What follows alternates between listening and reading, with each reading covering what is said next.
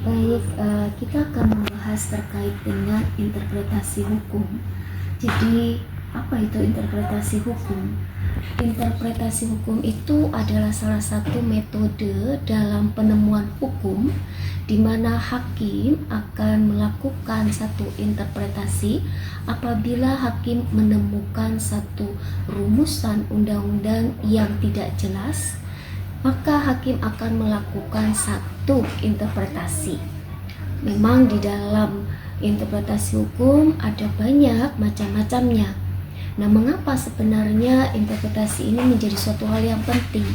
Pada saat kita menemukan hukum untuk mencapai suatu kepastian hukum dan menegakkan keadilan, maka inilah jalan yang penting untuk dilakukan bagi seorang hakim.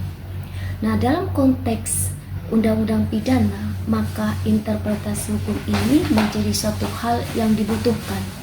Mungkin pertanyaan dasarnya adalah mengapa sih melakukan interpretasi dalam undang-undang pidana? Karena membuat undang-undang bagi orang-orang hukum itu merupakan kegiatan yang bukan saja merumuskan keadilan-keadilan yang akan diterapkan, tetapi barangkali juga ada rumusan-rumusan yang tidak bisa diprediksi pada saat itu.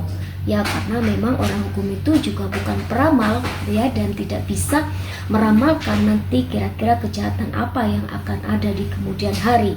Sehingga memang sangat penting sekali untuk melakukan interpretasi hukum itu dari aturan undang-undang yang mungkin tadi kurang jelas, gitu ya. Nah, rekan-rekan, kita juga harus pahami pula bahwa di dalam interpretasi undang-undang pidana pun juga dikenal berbagai macam metode-metode. Seperti halnya kalau kita melihat ada metode-metode yang kita kenal di dalamnya, ini ada metode yang paling terkenal adalah metode penafsiran atau interpretasi gramatikal. Ada sosiologis, ada sejarah, ada sistematis, ada ekstensif, restriktif. Nah, ini masing-masing nanti kita akan jelaskan di kemudian agar kita mendapatkan titik temu yang lebih komprehensif.